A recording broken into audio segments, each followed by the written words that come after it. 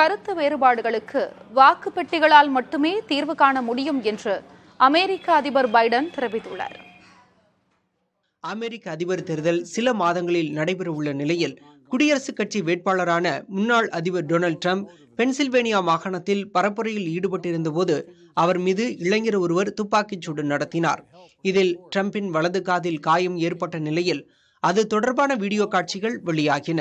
முன்னாள் அதிபர் டிரம்ப் மீது நடத்தப்பட்ட துப்பாக்கிச் சூடு அமெரிக்காவை அதிர வைத்துள்ள நிலையில் அந்நாட்டு அதிபர் பைடன் தொலைக்காட்சி மூலம் நாட்டு மக்களுக்கு உரையாற்றினார்.